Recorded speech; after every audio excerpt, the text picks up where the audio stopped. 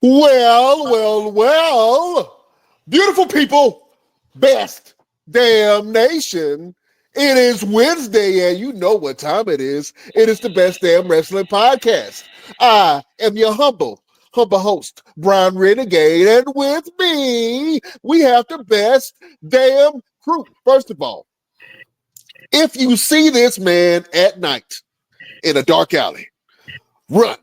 He will beat you up in front of your girlfriend and throw your ass in the trash can. He is the green-eyed bandit. He fights people. Sometimes he bites people. He's your mama's favorite wrestler, and he can whoop your daddy ass, the one and only Roosevelt. What's happening? What's going on? Listen, I keep telling y'all people every week. Y'all need to go and join my TikTok, okay? I got a video up there where I punched through 5 boards, okay? 5 boards. I'm out here looking dangerous, bro. Dangerous. So mean. Oh, what's going on, Brian? Hey, we got another part of the Best Damn crew right here. Go ahead and introduce our esteemed partner in crime over there. Oh, man, you see him. He is an entrepreneur. He is a businessman. He is a commentator. He is what do you call a sports aficionado when it comes to wrestling. Your grandmother loves him. Your auntie loves him. He is the Rain Man, Christian Rainey. What's happening?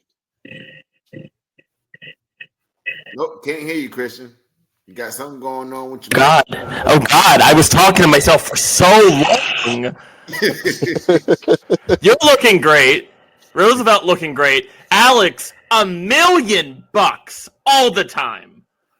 And I'm not just talking about your bank statement. You're looking great. Yeah, man. Oh, man. Well, Rain Man, since you already mentioned our esteemed guest, man, I'm going to let you do the honors and introduce.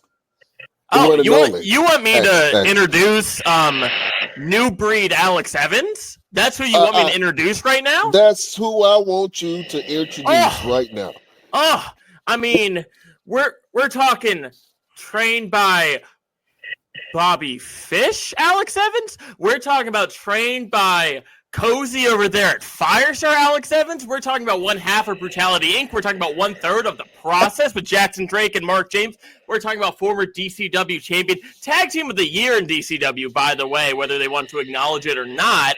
Brutality Inc. We're talking about UPW tag, 1/2 of the UPW tag team champion to Alex Evans, who's well over. Are we at 2 years now? Not quite. Close? Year and a half. Yeah, we're close. Year and a half. They're gonna get there. It's fine. Are we talking about the same Alex Evans that has a win over Rhino? Over Heath? Over Suicide? The man they call Suicide? Tommy Dreamer, sir. Oh, we're talking about Tommy Dreamer. Oh my! How could I forget the Innovator of Violence, Tommy Dreamer, that Alex Evans has a win over? That's crazy. That's crazy. We're talking about the MBW inaugural New Breed champion, New Breed Alex Evans. The man so hated that he's now cheered. I believe that is the Alex Evans that we are talking about, sir. What a guest, Brian. Honestly. What a get for you. This is fantastic. Hey, listen, man, I'm excited. You know, I saw this on social media, and what message did I send you? I said, put me in, coach. I said, put me in, because Alex Evans, he's that guy. If you don't know who Alex Evans is, well, I mean, you're about to learn right here in the Best Damn Wrestling Podcast. Yeah. Absolutely. Alex, man, what's happening, my brother? Oh, man. Thank you guys so much for having me on. I appreciate it. Pleasure's all mine. And I'm honored to join this esteemed panel this evening and talk some wrestling and talk some life. So thank you guys very much for having me. I appreciate it. Oh, man, we appreciate you being here, man. You could have been anywhere else, but you decided to join us, and we love you for that, man. You were officially part of the crew. Thank you. Oh, man. Well, let's go ahead and get this thing cracked off, man. I ask this question to everybody, and it's always different every time I ask it. But I want to know from the one and only Alex Evans. When did you fall in love with wrestling? I was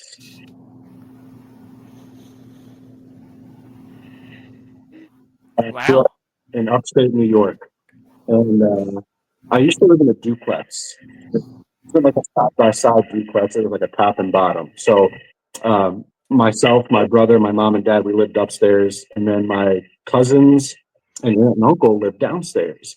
And my cousin was much older than I, not much older, I don't know, like maybe 10 years older than me or whatnot. And he was a big wrestling fan. And I'll never forget it. I just remember it was like a random Saturday night, and he snuck upstairs. You know, it was not like knocking on the door, and I opened it, and he was just like, "Saturday night's main event is on. You have to come watch this. You have to come see this." So he snuck me downstairs, and I watched Saturday night's main event for the first time. It was the first time I saw wrestling, and then it was all over after that. It was just, you say, "Oh, you're a fan of this," and wrestling, and you usually grow out of it. No, I never grew out of it, and now I'm a part of this awesome, great business and sport. So that's where I started. Oh man, absolutely. When you started to train, did you start looking for someone to train you? How did the whole story of you getting into wrestling start? So when I had gotten out of high school, I was working for a company. I was actually a licensed loan officer for a mortgage company, and we were like on break, and we would work 4 to 8 or 4 to 9 p.m. at night or whatever it was, and we were on break and outside eating with a friend of mine who was a professional MMA fighter, and we were walking back upstairs, and there was like the cleaning crew was there, like cleaning the building, like tidying up after hours and stuff. And he goes, "Do you know who that is?" I was like, "No." We were both fans of wrestling, and there was a local indie wrestler who's been around the scene for a while. He's like, "That's Chip Stetson." I was like, "Oh, that's cool." He's like, "Dude, we always talk about wrestling and stuff." He's like, "You might know somebody in the area," because he was from 20 minutes away from where we were. He's like, "You might know someone in the area that might be able to get you into like a school somewhere around here, so you can start training." I was like, "All right." Well, I just walked up to him and told him how I found out who he was through my friend and introduced myself. And I just dropped the line. I was just like, "Do you know anywhere around here that there's any good trainers at a school where you can train?" And he was like, "Well, yeah." And I'm from Albany, New York, which is the capital, upstate New York. Right. And he was just like, "Yeah, there's this guy named Bobby Fish that's in Hudson Falls," which was maybe like an hour away from where I live.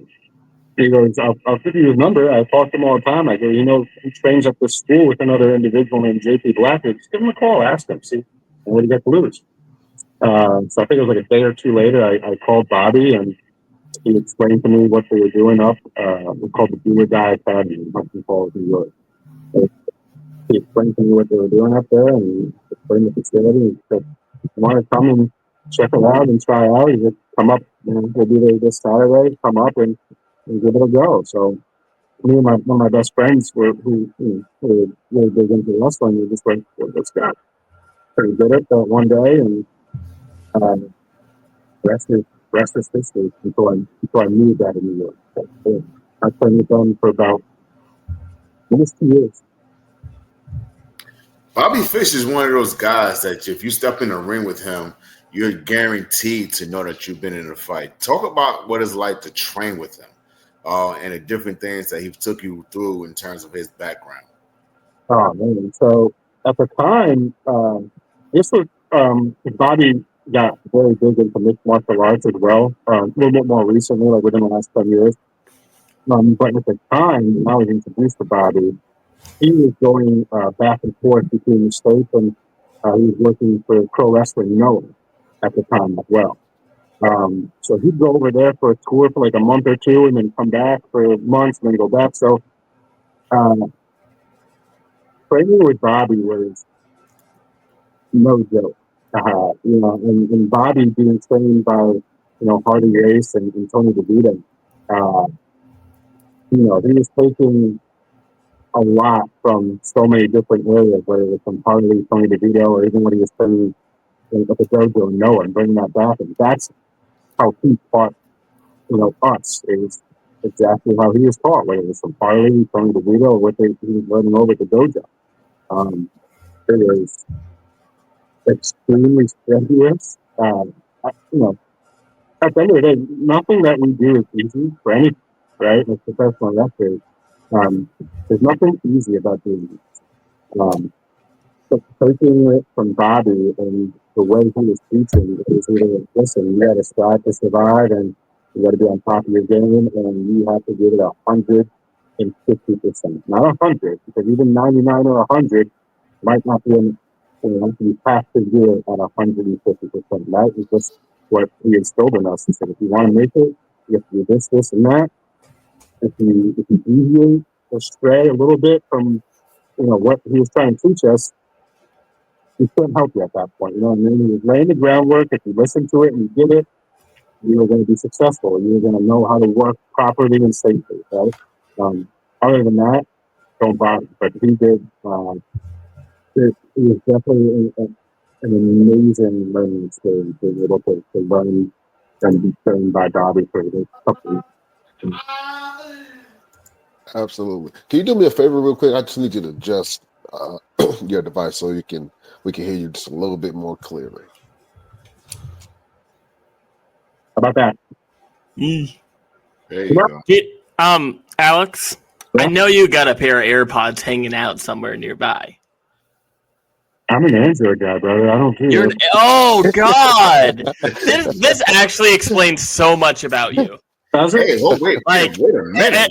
Every critique I have about you just got confirmed. This is why, ladies and gentlemen, he drives alone. He doesn't like people riding. Not true. It's not true. Oh man. Well, I got a question for you, man. How did you link up with Mark James? I started training at Firestar Pro Wrestling in Greensboro, North Carolina, in December of 21. And then maybe like 5-6 months later, I was helping out at a show that they were having. I was working security. I had full training, no matches or anything like that yet. But, Posey would say, hey, I need some assistance for the show. Can you help? Blah, blah. So you always get your name out there. And I was working security for Firestar's show one time. And Mark was on the show. And I want to say he was working more than God. Oh, poor kid. Poor kid, it wasn't good. Mark, lost that match, which is bullshit. But anyways, we'll talk about that after.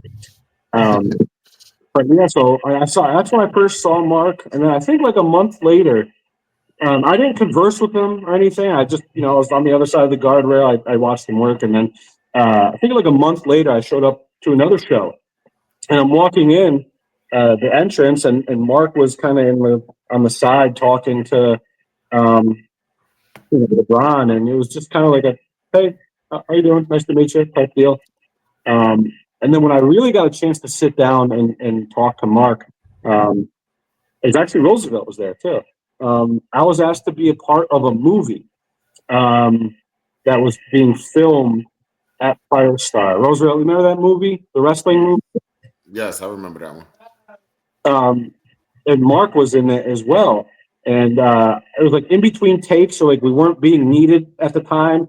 So I know like Mark was just literally like sitting in the ring talking with Roosevelt, and then he had gotten out and sat next to me, and we just started talking. Mark and I just introduced ourselves and got to talk to each other a little bit more. And then I think I'd seen him like at training maybe like a week or two later, and then randomly.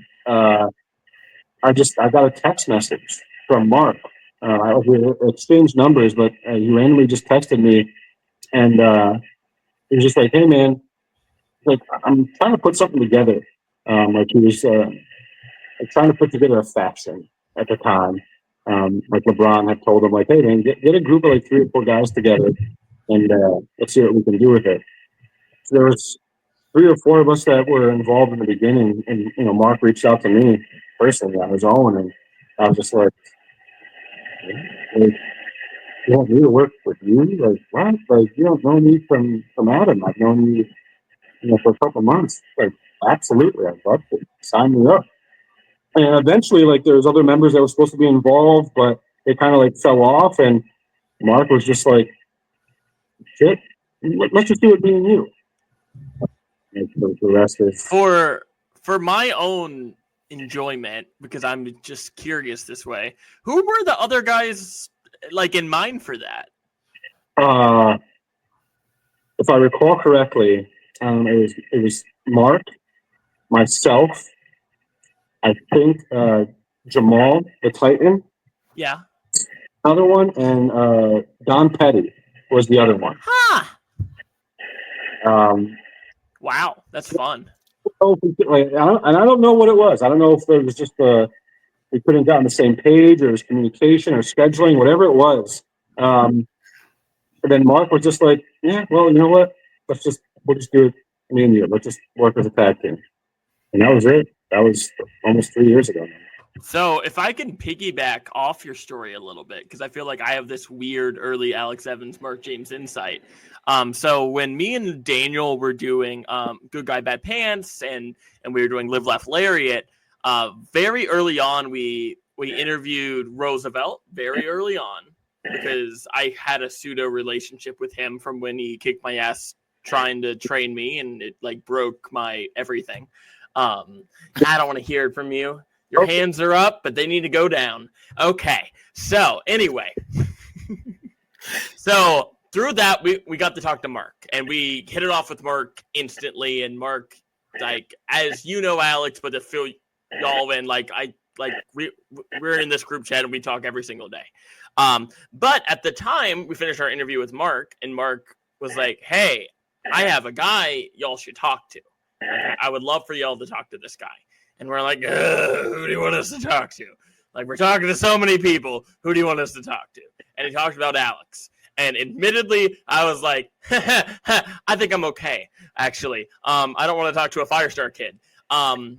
But so it took some time, and we eventually made it out to a Firestar show and got to know Alex. And I think the first match we saw Alex be part of, it was this you and what was his name, like Kano or this big old Batista-esque guy who, like, great physique, great look, and they had a match that Mark was the special guest ref for. But this was my introduction to Alex, and I'm like, oh, wait a minute. Alex is kind of something here. And over time, it was this thing of being like, oh, the thing that always was so interesting about Alex very early on for me, and why I got latched in instantly, is I don't know if you know this, and I can't wait for y'all to do this later in this program, but I think Alex is the best promo in the Carolinas. Like, I truly that's my opinion. Christian's opinion, promoter of newborn wrestling. That's my opinion. No, that's just me. But the big thing about that is, Mark saw something in Alex so freaking early. So early, he saw something that, I feel like people were just catching up to now. Because Alex, you can have 1,000 opinions, but great wrestler, great promo, but he works harder than anybody in the room. And I think Mark, being who Mark is, saw that and just respected the hell out of that and just wanted to give him a platform for other people to see that. So I think it's really wonderful that y'all are giving him this platform right now, because though it's not 3 years ago, there's no one who deserves platforms like these more. And I just think it's wonderful that he's getting this platform now. So that's my little history insight into Alex Evans. Absolutely.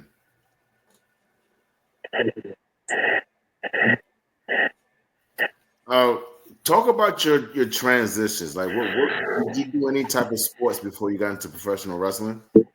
Yeah, actually, I did a lot of training. Adjust your phone again. A little. We still can't hear you too much. I think your mic there at the bottom is whatever platform it's on. It's kind of eating it. No, it's horizontal, so there's nothing blocking. Huh. You see, I'm not saying y'all should run to the Apple store real quick.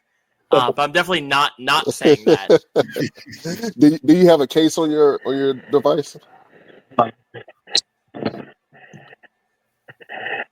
Maybe give it a quick blow, like just get all that dust on out of there. Right, like Nintendo. I know you're a busy guy, so you're not on your phone very much. So like, I have no idea what's gathering in there. It's a video game. Blow on it. Oh, that's better, right? Is that better? Maybe.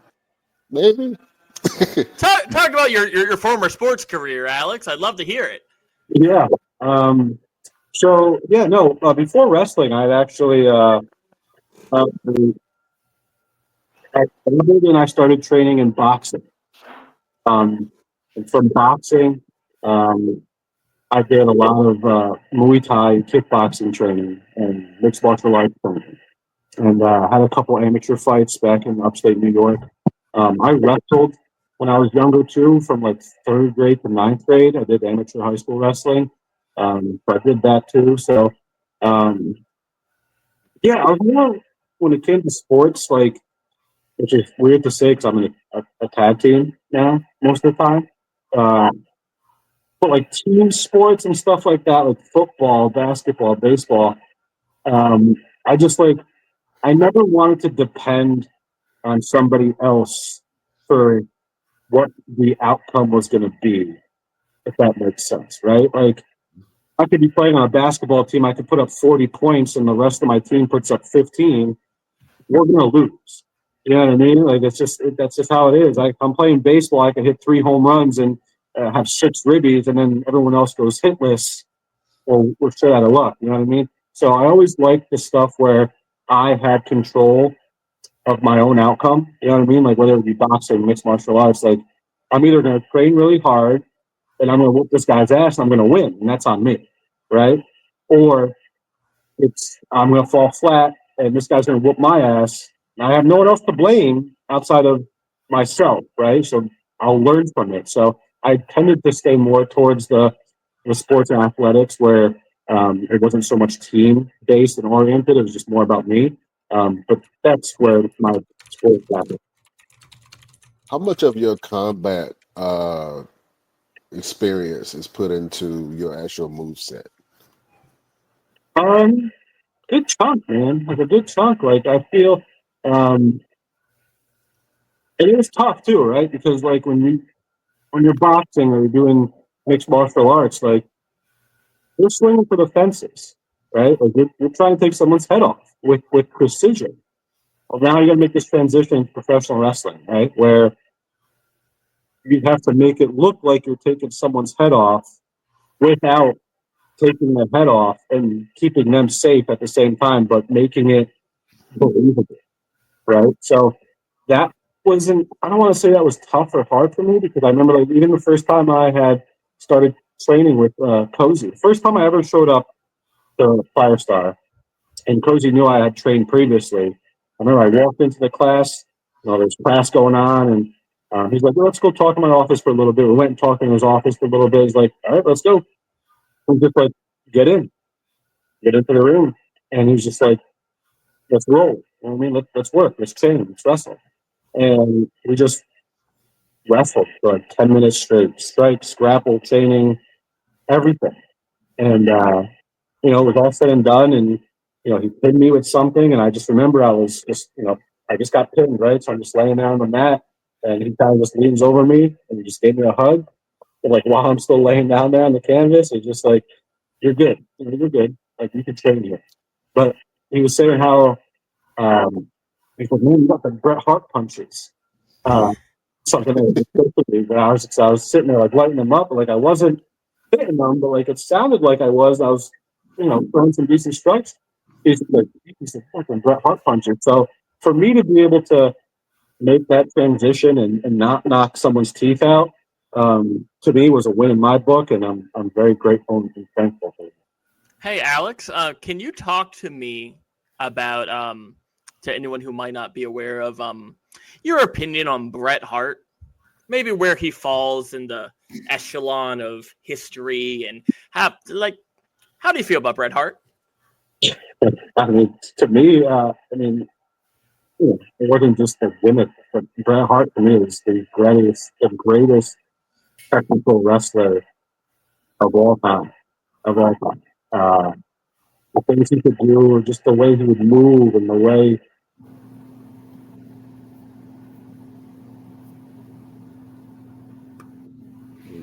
Lost I think we lost the audio. If you, Alex, jump back like 10 seconds for me. Oh, I can't hear you at all. Yeah, I can't hear you. Your audio went Tap the mute and unmute for me. Try talking. There you Okay, go. you're back. So just jump back like 2 or 3 sentences. Bret, to me, is the greatest technical wrestler that there really was. And I always tell people, I remember saying this to Christian when I was interviewed for this podcast, show someone professional wrestling, or you want to show someone a really, really good wrestling match, the thing that I always tell people to watch is. Oh, you lost your audio again. All right. So, real quick, Alex, if you could do us a favor, log out and then come back in, and we'll be back with some strong audio from the one and only Alex Evans, man. So the question that you asked about Bret Hart, right? Mm-hmm. I like Bret Hart. Oh, Brian, don't break my heart right now. You're about to break your heart. You're gearing up to break. I see that look in your eye. Do you know how many people have looked me in the eye and started to talk like you're talking? I'm about to break your heart and your legs. I wasn't the biggest Bret Hart fan. Were you a Shawn guy? I was a Shawn guy. Okay, but I didn't get really technical in wrestling until I started watching a little bit of WCW. Fair. And I started watching Dean Malenko and Chris Jericho and Juventud, some of these other guys, man, that were really, really good and really technical in what they did. Personally, I think that Kurt Angle and dare I say Chris Benoit are probably the two most technical people. But I know you can't really say Chris Benoit's name. It's almost like the Boogeyman, Baba Yaga. You can't really say his name like that. But he was he was definitely one of the greatest technical wrestlers that made you believe everything that he was doing. You know what I'm saying? So although I do like Bret he's a little salty, man. I don't know. Dude, he got this huge... If you were the best and truly the best in the world and debatably the greatest of all time at your particular profession, and a guy kicks your head in and you could no longer do it because he wasn't properly trained, you'd be a little salty too. Hey, man, it's wrestling. It happens. You guys are professionals. Up until that point, was Bret Hart ever injured a single day in professional wrestling? No, because he was the best to ever do it.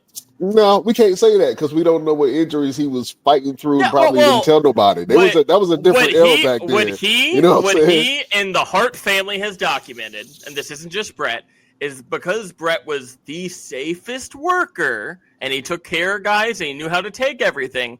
He never was hurt until that. Was he really the safest worker? Because to be honest with you, I think that Owen Hart was better than Bret Hart. Maybe I'm into my Owen Hart was more charismatic. I enjoy Owen Hart more than Bret Hart, but Owen was limited in ways that Bret could do anything. Bret could do anything you wanted to do. And it could convince you into that it was real. Owen had the better character, the whole Blackheart thing. That's interesting. Nation of Domination. Owen Hart, that's interesting. Bret as a character could only go so far, but he was so great as a wrestler that you believed at any point he could challenge for the heavyweight title. Owen, you could believe at any point he could challenge for the Intercontinental title, and that's the difference. With the right story, Owen could be the guy, but he needed the story. Bret didn't need the story. You believe Bret at all times because he felt like everything about Bret felt real in a sport where maybe not everything feels real. Yeah, I think that's how I felt when I started watching some matches from Alex Evans, man. Everything that you did, every movement, I believe it hurt. I don't know why you're really good at what you do, man. So hats off to you. Did we got Thank you back? I'm back. Can you hear me? Oh, you sound like perfect. $1,000,000. So much better. All right. Look at you. There we go. So, I'm just curious, Alex, given the big Bret Hart fan you are, because you always act like you're going to do this and you talk it up, when are we going to get that sharpshooter? It's coming. It's coming. You gotta, you can't. Okay. Listen, you can't pull out your whole arsenal every time. You gotta leave something in the bag. But it's coming. It's coming. Okay. Are you going to modify it a little bit, or are you going to keep it like traditional? I might tweak it a little bit. I mean, you don't. If it ain't fixed, if it ain't broke, you don't. You leave it as it is. But I'm not saying a little minor modification might not be thrown into the mix either. Do you have a name for it? Not yet. Not yet. Is the brutalizer taken already? No. Oh. You might have just come up with something, but yeah, no, it's not. That ain't taken yet. Maybe. Who's to say? Yeah, I like it. Alex, what are your thoughts on the pancrase style? Have you had an opportunity to fight in that type of environment? No, I haven't had the opportunity to fight that particular style, but I do remember I would go back and watch a lot of pancrase matches with, like Bass Rutten and even like Ken Shamrock back in the day too, and that was always very interesting to me. It's definitely something that I would welcome and want to dabble in too, because it's a pure form of the sport. You know what I mean? So it's definitely something that intrigues me. It's definitely something that I would love to throw my hat into that ring at some point down the way too. I think because of your background and the people that you've trained with, you would do really well with it. The main thing is getting into the ring with the right person. Oh, that can actually go with. That was a weird smirk you just gave. What does that smirk mean? And make it all work, So yeah. Hey, listen. Roosevelt's on my bucket list, man. So listen, if that's my way in, if that's how it has to go down, I know a promoter that might be in this podcast that might be. We know some people, don't we? We know some people. God, Brian, I am so happy to hear about your new promotion. God, that's wonderful to hear. Well, while you're at it, I do have something in the works, but listen, I think this is a great time to go ahead into it, man, because I'm actually interested in this, and I think that you guys will put on one hell of a battle, Alex Evans versus Roosevelt, man. And I think that the story and everything behind it, and the brutality and the physicality, can be off the charts with this one. So, shit, let's go ahead and get into it, man. We got a segment that we call Best Damn Promos, man. And Alex Evans, I want you to cut a scathing promo against the one and only Roosevelt. You guys have a big fight, and he might be one of the many challengers to your crown, sir. You know what I'm saying? Hypothetically say this. Let's hypothetically say in, let's say, hypothetical month, May, like maybe there was a title defense. I mean, if you can defend it against Alexander Moss, of course. Let's play with that hypothetical. Alex, I understand if you need to go run headfirst into a wall first, because as you know, no, they don't know. See, they don't know. You got to explain that now. Okay, so the greatest promo I've ever witnessed live is from Alex Evans.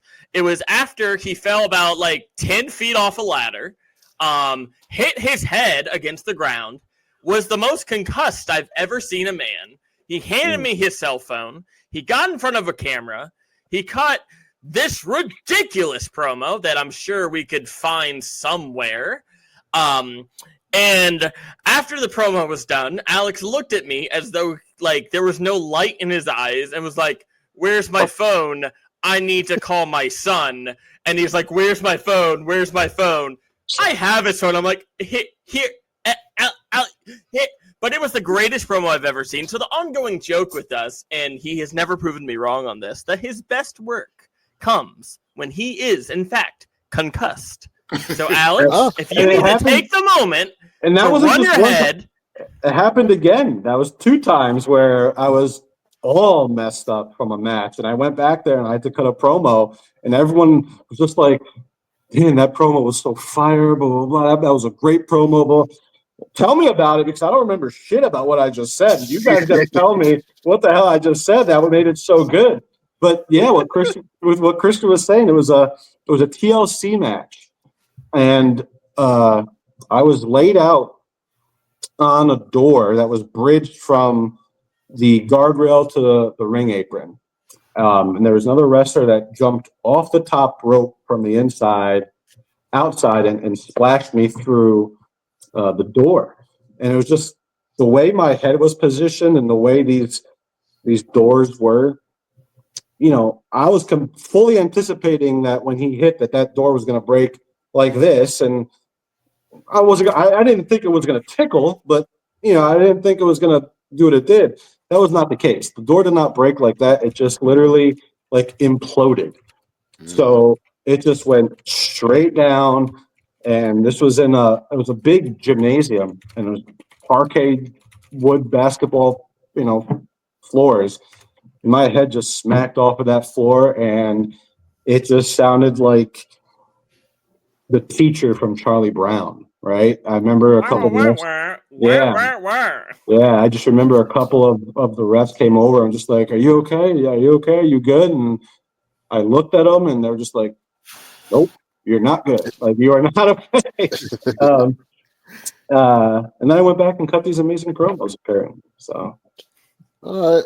Well, let's have Roosevelt start first, so he can throw a couple of jabs at you, and maybe we can get that same concussed promo from you. Roosevelt, you starting first. Beautiful people, prepare yourself. We are going to war.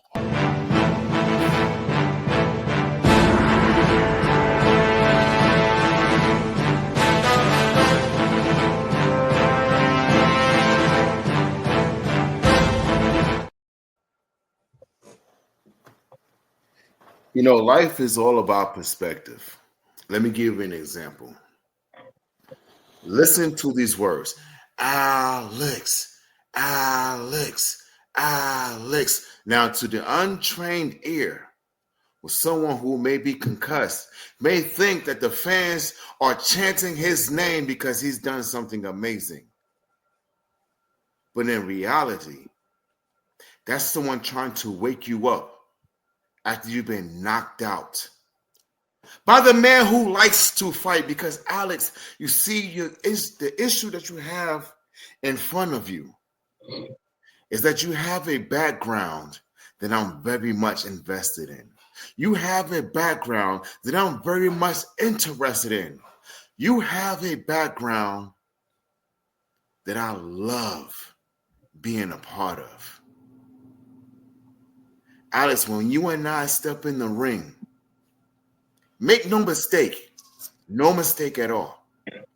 It will be a fight that they will talk for ages. But the biggest thing that they're going to say is that Alex got knocked out by the name of Roosevelt, the man who likes to fight.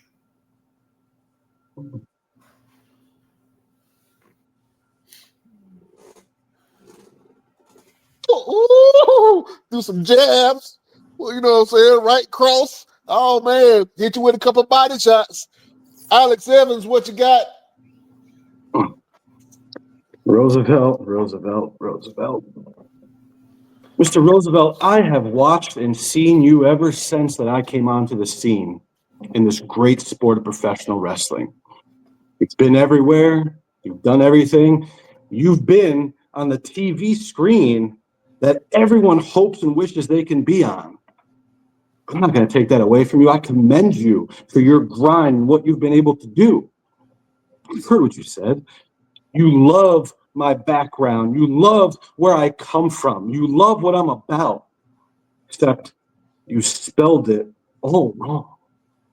You loved my background.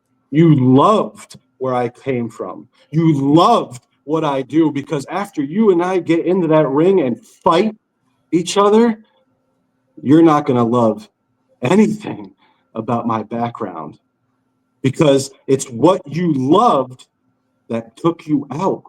It's what you loved that led you down the wrong path. That path led you directly to Alex Evans. And I've seen everything that you do online, Roosevelt. You really put your hand right through those boards. A wise man once said, boards don't hit back. Alex Evans, I hit back. And every single time I hit, it is absolutely brutal. And we will find out who is going to have that hand raised when you and I step into that ring and fight.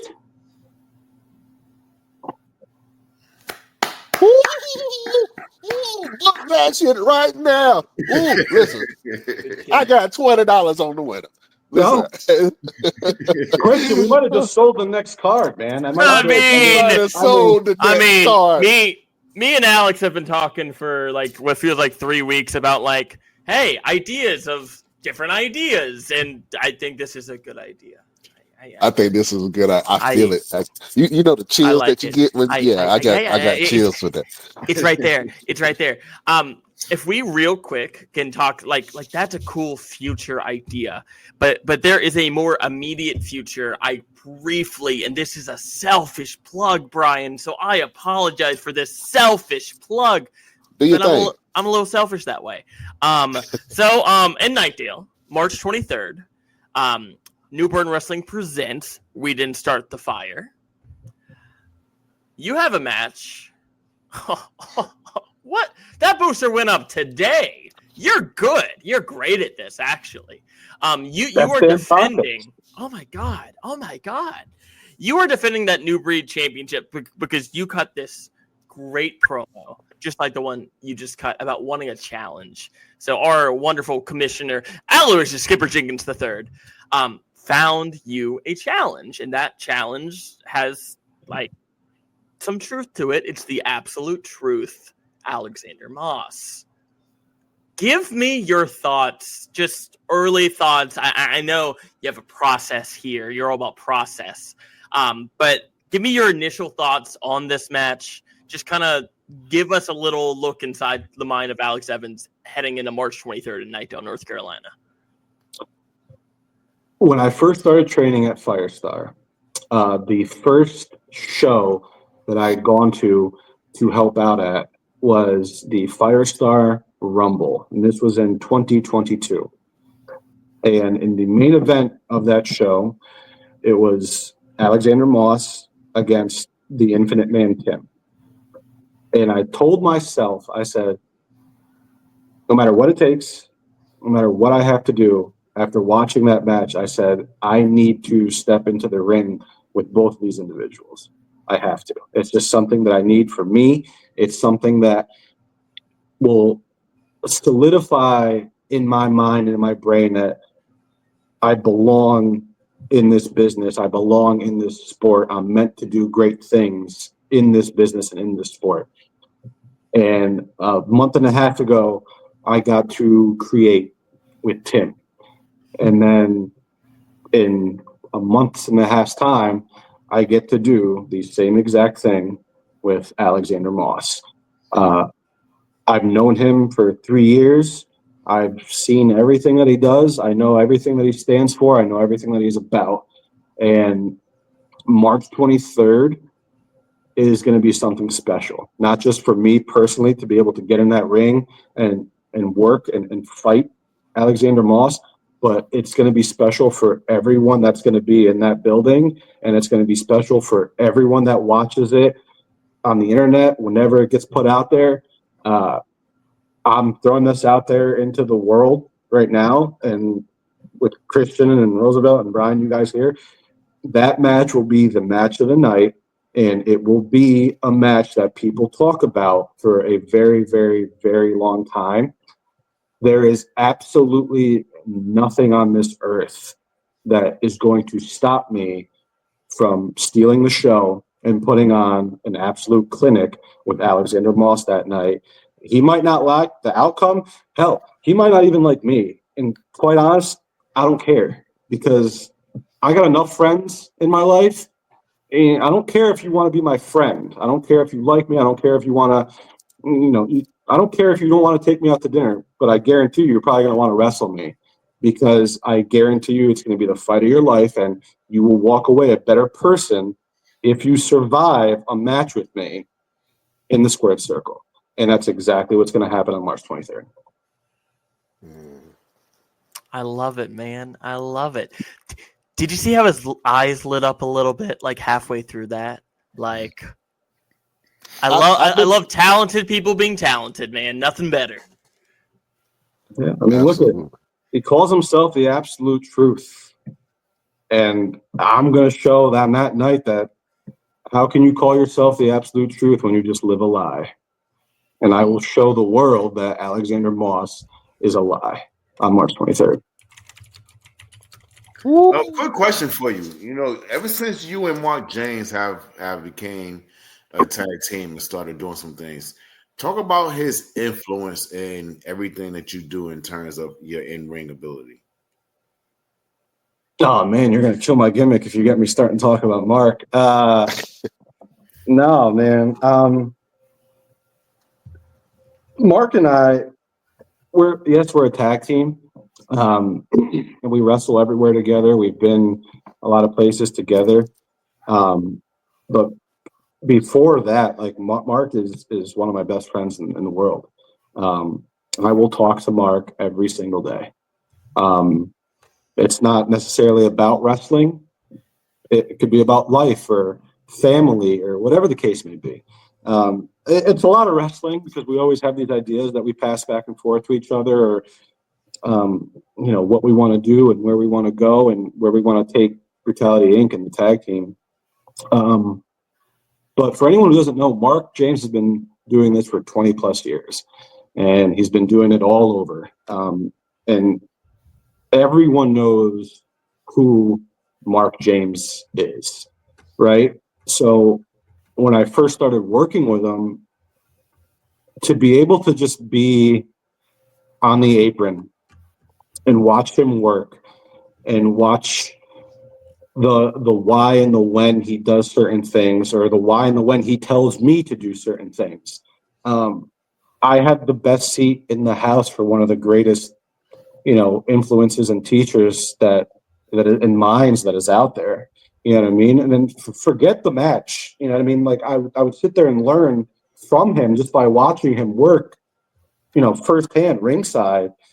But then even after, you know what I mean? It would be like that car ride back to wherever, and literally no music, no nothing. It's just me and him talking about the match and wrestling. And Mark will tell you, Mark, you could be his best friend, you could be his worst enemy.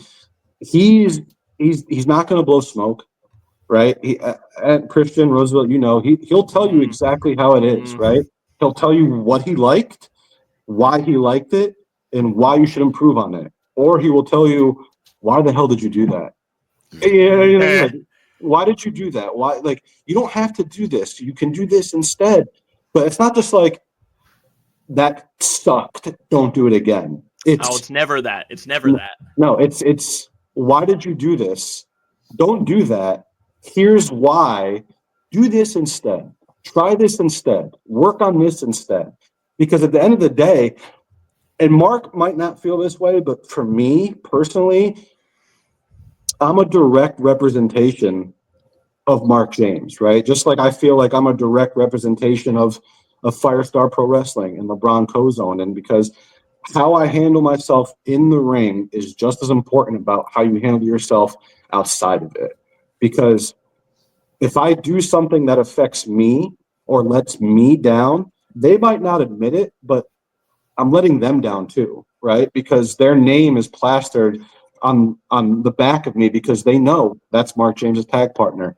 That's the kid that, LeBron Cozone trained. So being able to have the opportunity and ability to pick Mark's brain when I have a question or to just talk to him about thoughts and ideas, it's a blessing, man. It really is. And I will never, ever forget what Mark James has done, for me professionally in this great sport. And that's a guy that I will stay in the foxhole with 7 days a week, no matter what. Absolutely. Go ahead, Brian. Yeah, man. What's the one of the biggest lessons that you've learned since being in the wrestling business? Now, sometimes you learn things that in wrestling or in the wrestling business that transcends and applies to other areas of your life. So, what's the biggest lesson that you've learned from pro wrestling? This is going to sound so simple, but I'll elaborate on it. The biggest lesson that I've taken away that I feel like can apply to life in general outside of professional wrestling, but started from professional wrestling, is that it doesn't matter, right? And what I mean by that is if you go out there and, you think you have a bad match or you mess something up or, you looked stupid doing this or you had a botch or whatever, it doesn't matter. It doesn't, because that doesn't matter. But what you do with that and how you move forward from that, that's what matters, right? Because I could go out there and have a match, and in my mind, I could sit there and think to myself, like, shit, that stunk the house up for some reason. But for me, it's even worse because in my brain, in my mind, I'm such a perfectionist, right? So if things don't go perfectly in my mind, that's a failure, or it was, right? Then it's a failure. And I will let that harp and it will linger with me in my brain, in the back of my mind forever, right? And it just messes with my psyche and it'll affect my training. It'll affect the next time I go out there. And once you start to get that deep into things, well, not only are you doing a detriment to yourself, but you're also doing a detriment to the people that you're in there trying to work with, right? Because if your mind's not into it, you are a danger, right? To yourself and to the person that you're trying to protect and make sure that they get home to their family at the end of the night. So the biggest thing that I've learned is that it doesn't matter. Shit's going to happen. Mistakes might happen. But if everyone involved can walk away safely and go home and learn from that experiment, learn from that experience, and know what they can take away from it to try to do what they can to make sure it doesn't happen again or to improve on it, that is more important than sitting there and constantly thinking about it, because all you're going to do is put yourself into a deeper hole and a deeper hole. And eventually you're going to get yourself so deep into that hole that you're not going to be able to get yourself out of it. You know what I mean? So it doesn't matter. You live, you learn, you improve, and you get better. And the only way you get better, truly, I feel, is that if you make mistakes, right? Because you make a mistake, you change it. People are like, oh, you make a mistake, you can make a mistake multiple times. For me, no, that's a habit, right? That's habitual behavior. That's a habit. You learn from a mistake so that you don't make it again, or you can do everything in your power to make sure it doesn't happen again. Mm-hmm. So to surmise that, it doesn't matter. If you live, you learn, and you grow. Don't harp, don't dwell, because no one benefits from that, especially yourself. I like that. You on mute, Brian? Yeah. How did your family feel about you being a professional wrestler? Talk about your little guy, Alex. No, man, you can't make me talk about it. I'm just gonna get all sappy and shit. We're gonna make you cry. Go ahead. Yeah, that's what I'm saying. You can't do that to me. No, I mean, for anyone that's a parent, like once you have children or a child, like your whole world just changes, right? Nothing is about you anymore. You know what I mean? The only thing you ever think about is your child or your children, no matter what. Were they excited that I was, getting back into it? Because when I first started, I had no family. I didn't have kids. I had nothing. Now this time around, I have a family. I have a child, and it's tough. Were they excited? No. You know what I mean? They weren't like, this is great. Like, no. But they were extremely supportive, and they knew that if I didn't do it when I wanted to, that it was just going to be something that would stick with me, that would bother me for the rest of my life. And then after having a child, there would be no way, because he's 5 right now, right? If my kid comes to me when he's 16, 17, 18 years old and says, Dad, did you live out your dreams? Because you always tell me to, go for your dreams and never stop and do what you really want to do in life. How was I going to be able to look my kid in the face and say, no, I didn't? You can't do it. I can't do that. You know what I mean? Because now I'm telling him to do something that his dad didn't even do. You know what I mean? Like I couldn't live with myself if that was the case. So, it's just they're supportive. They're awesome. He's the best. He's my best friend in the whole world. And every time I'm leaving, I call him by, and he's like, "All right, Daddy. Well, I hope you win." Well, I'm just going to train, buddy. Like, I'm not wrestling anybody. I'm just going to training. You know what I mean? You got to win training too, Daddy. Yeah. You know what I mean? And then every time I'm fortunate enough to bring home a championship belt, he calls them their trophies, right? So they don't stay in my room. They don't stay in the theater room. He takes them and will bring them, and they live in his room. You know what I mean? Those are his trophies. And then it's like, well, Daddy, you need to get a green one or a red one. I'm like, brother, hold up, man. Like, it's not precious, son. Yeah, give me a second. Let me recover from what just happened. I'll work on getting you a different colored one. But until then, you just enjoy this one for the time being. But they're great, man. They're an awesome support system. It's tough being away from them. You know what I mean? As often sometimes as you do. And I know I've seen Roosevelt on shows, and it's awesome that his son is there with him, and he gets to watch his son, his dad, and that's awesome. Owen's not quite there yet. I don't think he'd be able to handle it quite yet. I mean, he's 5, but I think this year is the year. He keeps asking, and he has no problem watching it on YouTube or watching on TV or watching my matches on there. So I think this year might be the year where he gets to finally make some rounds and come to some towns and see Dad wrestle. So that's going to be pretty cool and special. Now, if he came to you at like 16, 17 and say, hey, Dad, I want to train to become a professional wrestler, would you want him to become a wrestler?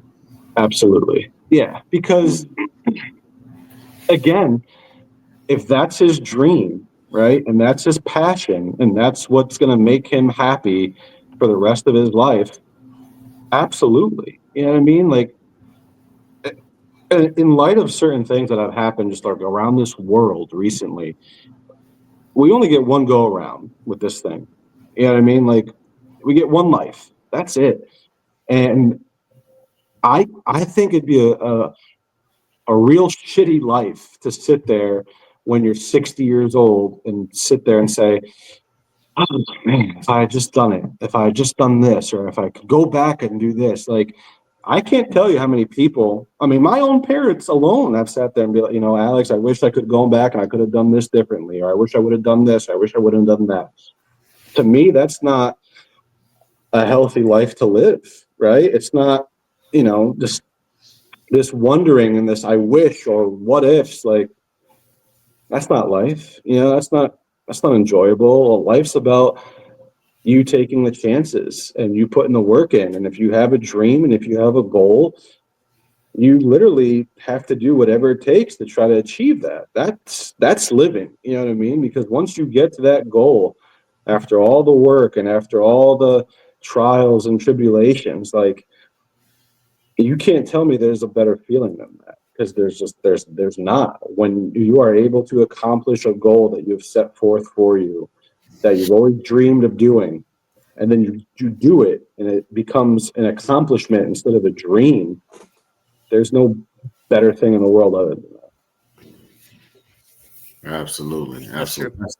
That's Yeah, I think that you embody what being a champion is. You know what I'm saying? I can see it all over you. But what does it mean to you? And right now you're the new breed champion, correct? Yeah. What does it mean to you to be a champion? To me, it says a lot, man. It says a lot. That is someone putting their trust in you, right? That's a promoter. That's a promotion that puts their trust in you to be able to be a flag bearer for their company and to be a direct representation of that company is and what they stand for and what they're all about. So, for Christian, with New Breed and with Mark and I at UPW being the tag champs, like, that's saying, like, hey, I believe in you guys. I trust you guys to take this promotion, take this company, and make it better.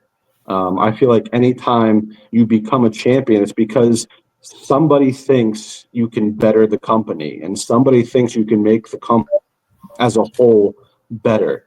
So it's a lot of pressure, but why does LeBron James play basketball? Why did Derek Jeter play baseball? Why did John Elway and Tom Brady play football? They want to be champions, right? Being a champion means you're one of the absolute best at what you do. And it means that other people think that you are one of the best at what you do.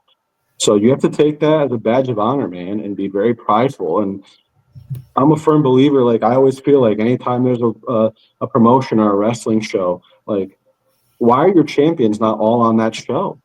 You know what I mean? I feel like a champion should be on every single show that a promotion has, because otherwise, what are you doing? You know what I mean? Like, you're a direct representation of that company. You're a champion. Why aren't you wrestling? Why aren't you putting butts in the seats? There's a reason why you have that belt, and it doesn't belong in a closet in your room. It belongs out there for everyone to see it, and it belongs out there for people to see it being defended.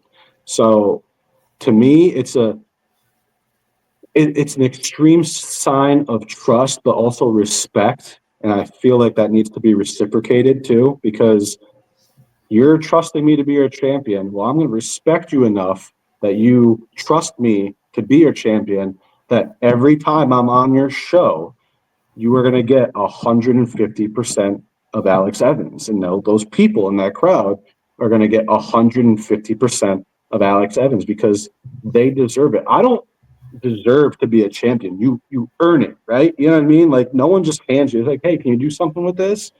No, it's not how it works. I wish it was, but it's not how it works. And I'm a firm believer that individuals make the championships. Championships don't make the individuals, right? So it's your responsibility to elevate that championship. It's your responsibility to elevate the promotion that you are a champion for. Because then when someone dethrones you, well, now it's their turn, and they got to prove it.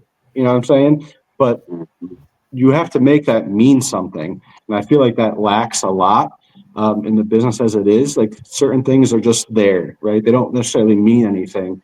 And I think it's time to get back to championships and things like that actually meaning something and not just being like, oh, well, here you go. He's hurt. You take over. No, it's not how it works.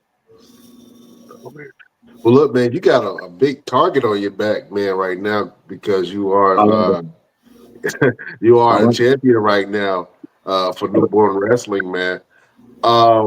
what do you have to say to all of those who want to take your crown? I fucking dare you. No, I'm kidding. I welcome it, man. I love it. I love it. Like Roosevelt's not the only one. You know, I love to fight, man. I welcome every and any contention, any fight. I live for that, right? I live for the competition. I want it. I don't want just someone to come off the street. I want the absolute best. I want them to try and come and take it from me because it's just going to bring out the best in me. And every single time that happens, it's just going to make me better. So I love it. I will put my own bullseye on my own back and welcome it all. You heard that? All newcomers, come and get some if you want Please, some. do me the favor, please. It's about to get brutal in this bitch. That's right. That's the guy. Hey, Christian, Rain, man, you got to put that on the shirt. It's about to get brutal in this bitch. Yeah, I like that. We'll get our good friends at Bad Pants Media to draw something up for that. Oh yeah, absolutely, man. I see you got a Ric Flair hoodie on, man. Were you a Ric Flair fan growing up? Oh, of course, man. Of course, yeah. I was big into, man, like my Mount Rushmore. If we're gonna go there, of Yeah, we're going there. I was gonna lead into that, but you already picked my mind. We here. Go ahead. I mean, you can't talk about professional wrestling, I feel like, without talking about, Bret Hart, Shawn Michaels, Stone Cold Steve Austin. And this might be shunned upon, but even like a Triple H, right? Alex loves his Triple H. Yeah, I do. Yeah, Triple H should be on the Mount Rushmore. Yeah, absolutely. And then the Undertaker, right? Like Yeah. I feel like you could walk up to anybody, like you could walk up to someone at the grocery store, right, and be like, "Hey, do you know who the Undertaker is?"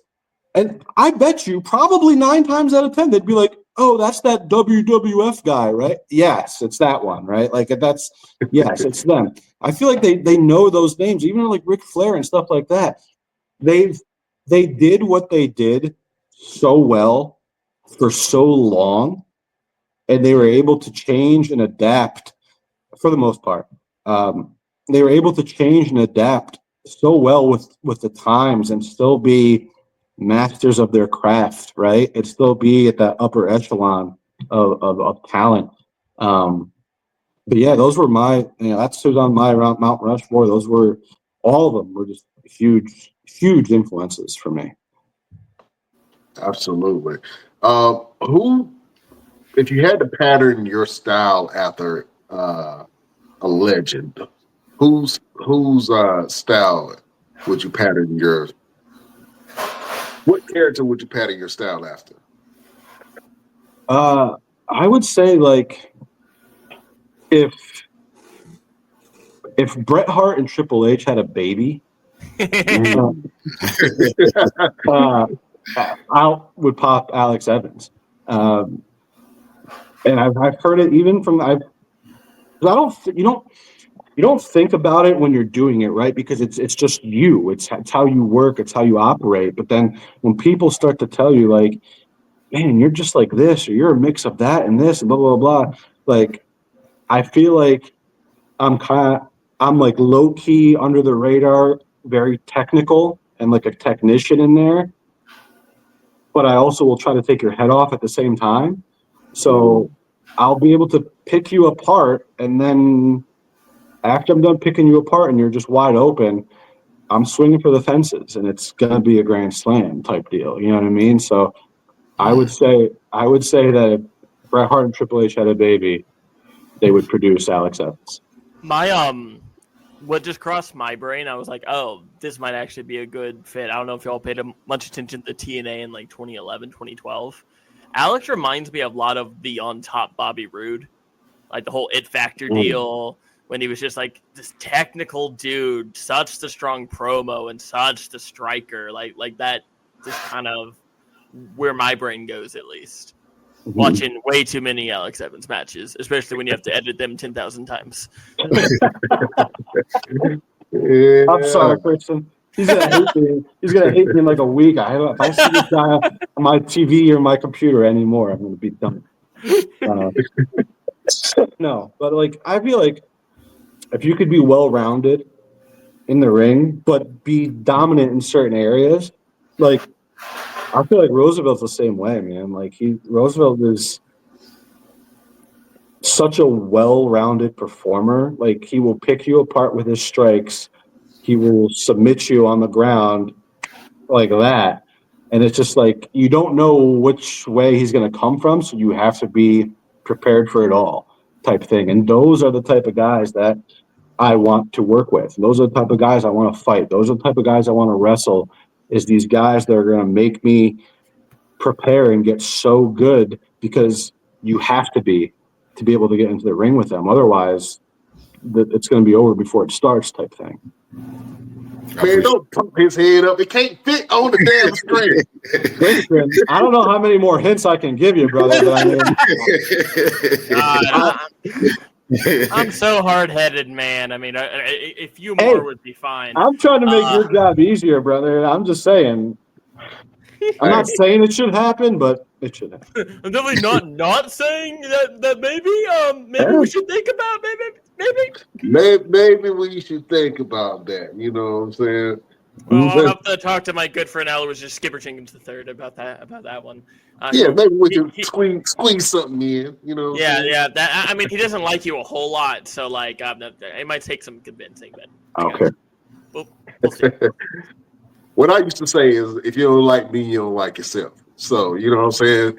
They can go the same thing for Alex Evans. I like to say, too, is that if you don't have enough haters, you're not doing your job right either. So there you go. Yeah. Haters make you greater. You know what I'm saying? Yeah, I like that.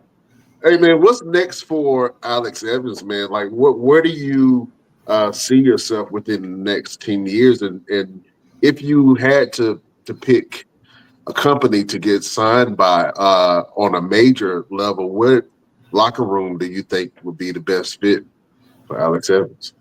Man, I recently had a very awesome opportunity, and I was very privileged to get a chance to work with TNA back in November.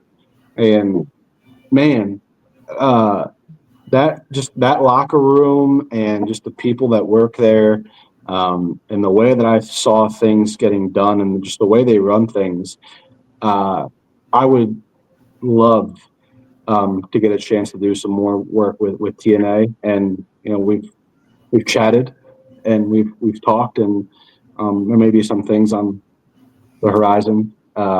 Hopefully, knock on wood. Yeah, it's just I always tell this story. I was just talking to someone about this the other day, where you know, in 2022 and 2023, everyone said it's just a dream, right? It's a pipe dream. Don't even bother.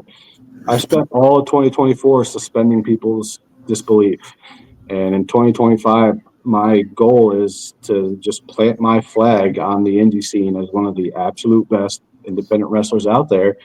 And whatever happens, man. Whatever doors open, I'm going to walk right through them or kick them open and take advantage of every opportunity that's given to me. I think you're on the way, man, because I see your face everywhere. I'm sorry. Yeah, it's like everywhere. It's like when you talking in your house and like, you know, saying, "Hey, man, maybe I need to get some butter for the groceries tomorrow." And Alexa hear you, and then next thing you know, you seeing all these butter commercials on your Instagram, everywhere. Yeah, man. Big Brother's That's watching, how it is man. with Alex Evans, man. You're everywhere. Big Brother listens to everything. Yeah. Yeah, man, you are everywhere, man. And I see your face on a lot of flyers, and just, you know, by speaking with you, man, I could definitely see why. You're very professional, you're very technical, you're great in that ring, man, and you have a strong presence about you. And so I know that you're going to do some great things in your future, sir. I appreciate that. Thank you very, very much. And if I can just keep stepping into the ring with these great workers like Roosevelt, Christian, sky's the limit, right? You never know. And I feel very blessed. I'm very fortunate to have the support system that I've had, and the people I've been able to work with, and the people I've been able to be on this journey with, like Mark and Christian and LeBron. I owe them all a lot. I've said it before. I don't feel like I deserve half the shit that I've been able to do in the last year or two, but I am extremely grateful. And I'm just going to keep doing it until the wheels fall off, man. And I just hope everyone enjoys the ride. Well, I for one will say that you are very, very deserving. I've been sitting back and watch you for a very long time, and there's a lot of guys that I sit back and I watch and I don't say anything until when it's necessary to say, "Hey, I got this opportunity. Here you go for it." You know what I'm saying? Because I know that you will actually take advantage of the opportunity that's being given to you.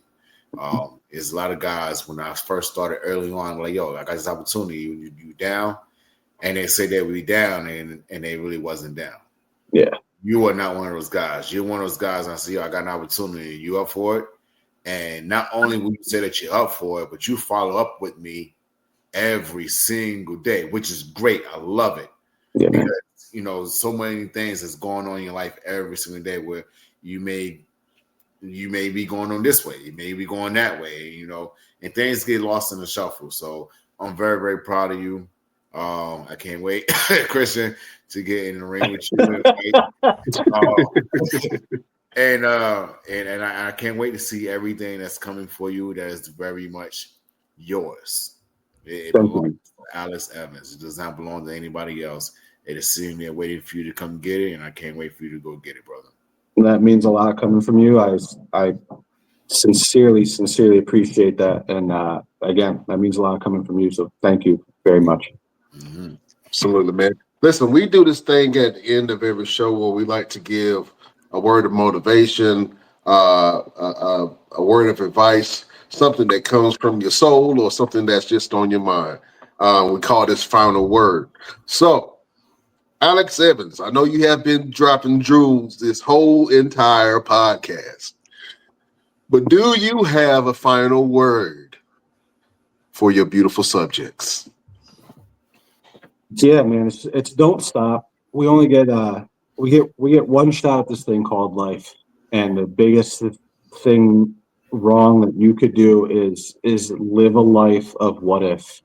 You don't want to do that, because I did that for a long time, and it's not a good place to be in mentally. It's not a good place to try to grow out of either. So, again, you get one go at this thing called life, and you don't know, tomorrow's not promised. Yesterday's history, tomorrow's a mystery. The present and today's a gift. Take advantage of it. Take advantage of every opportunity that you are fortunate enough and able to try to capitalize on. And don't try to get in my way of me achieving my goals and dreams, because it's not going to wind up well for you. That's the first time I've ever heard one of those turn into a threat. It's not a threat. No, that's a promise. I'll throw it out there right now. That's probably going to be on the back of the your dreams, unless your dream is in the way of my dream, then I'm running you over because I drive alone. Exactly. Oh, man. That was a great final word. Thank you. From the king of brutality. That's Mark, man. I'm the prince. He's the king. Oh, man, there you go. Hey, listen. Christian Rainey, the Rain Man, do you have a final word for the beautiful people? Oh, just stay on that grind. It's that thing that when you're trying to build anything significant or achieve any goal or get any job or whatever it is your passion is or your drive is, you just got to keep on going. And I feel like I say a version of this every time, but you just got to keep on pushing, keep on doing your thing.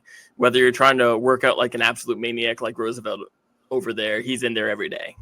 Whether you're trying to create ridiculous content every single day like Brian, you got to do it every single day.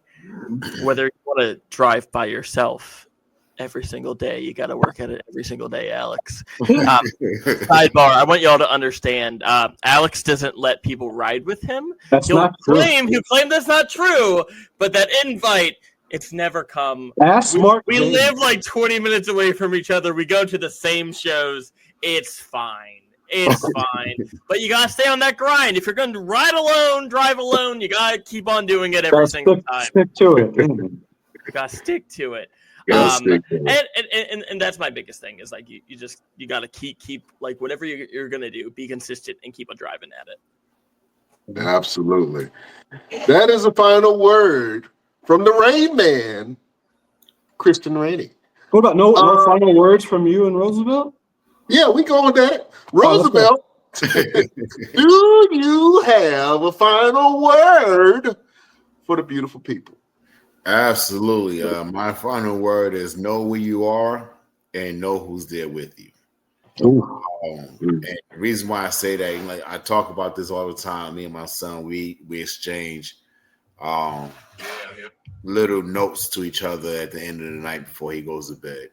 And the other night he sent me a message before I even sent mine. He sent me a message and he said, Daddy, you are the one, with the finger in the air. And he said, it's not on you, it's in you. Don't you ever let somebody bring you down. If someone tries to bring you down, let me know because you are special, just like me. How old is your son? Oh, he's not. A 9-year-old said that.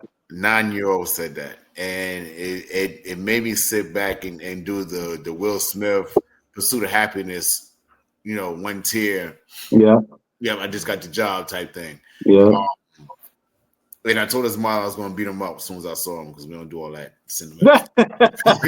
But you have to understand that where you are and who's there with you. So that way it gives you that fire to keep going and push a little bit harder.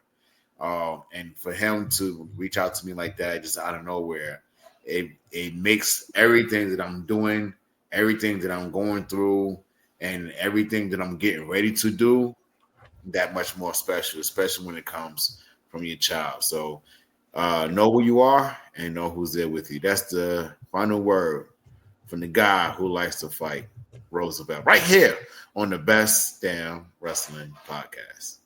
Oh, man, you heard it. That was a great final word from the one and only Roosevelt. And you know what? I guess I'm going to have to echo the same that you guys are saying, man. My final word for the beautiful people is commitment is key. Commitment is key. In the place where motivation is lacking, commitment is key. When you lack consistency, you still have to remain committed to your goals. So commitment is key. Commitment is the key to your success. If you are committed, then you can build the section around what you want to do. You can manifest anything that you want because you are putting all of your thoughts and your actions and your emotions into whatever you are trying to create. So no matter if you have a business, no matter if you're starting a new side hustle, no matter if you're trying to do something to, work on your health or whatever, you need that commitment to yourself. You have to keep the commitments to your commitments. If that makes sense. That's strong stuff. Yeah. Commit to commitment. You have to commit to your commitments. You know what I'm saying? So commitment is the key to success. Commitment is the key to changing your life. And commitment is the thing that we all need to be able to be better people in this life. That is a final word from your boy, Brian Renegade. Commitment is what's going to get this Alex Evans Roosevelt match booked, right, Christian? Yeah, commitment, guys. Nothing but commitment. I love a good bit, and you're committing to the bit. I'm committed to seeing some ass whoopings. So let's make this thing happen, Jack. Amen. Oh man. Hey, listen. Alex, man, this has been a great interview, my brother. We got to have you back on here, man. You are now a member of the Best Damn Crew. I appreciate it. Listen, I have to have you help me in the show. Okay. So I'm going to say we will see you next week on the next best. And I want you to say damn. That's the only thing you have to do. Just one word. Just He's say a damn. good Christian boy. We'll make sure your pastor and your kids ain't around to hear it. Okay. Oh, you just need me to say damn? That's it. Just the word damn. But I need you to say it in a brutal fashion. I need you to say it like only Alex Evans can say it. With some conviction. With some conviction. Say All it with your chest. You know what I'm saying? When do I have to say it? When I point to you, sir. You got it. Done. All right. Let's do it. Beautiful people, best damn nation. Thank you for joining us. We will see you next week on the next Best Damn Wrestling Podcast. You heard it. Yeah. Your boy Alex Evans, man. Thank you for joining us, man. You are a gentleman and a scholar, and I'm excited to see what you do. Break some limbs, you know what I'm saying? Mangle some body parts, you know what I'm saying? That's brutalize somebody in an inhumane fashion. That's the plan. Thank you guys very much for the opportunity. I appreciate it. Keep doing your thing. I thoroughly enjoyed this time with y'all, and thank you very much. Absolutely, man. One time, real quick, just plug the match. Yes. March 23rd, Sunday, Knightdale, North Carolina. Alex Evans, The Absolute Lie, Alexander Moss. It's going to be a barn burner. Oh, man, it's going to be a barn burner. I'm excited. I'm excited. Hey, listen, beautiful people, we can't hold you no longer. If you want to check us out on all our platforms, Instagram, Snapchat, Spotify, wherever you listen to podcasts, you can check out the boys at the Best Damn Wrestling Podcast, and you can listen to us whenever you want to in your leisure. Shout out to the truckers, you know what I'm saying? Hand. That was a horrible hunk. Indeed. Yeah. Shout out to the truckers, man. Listen, we can't hold you no longer. We love you like play cousins. Beautiful people, we bid you adieu.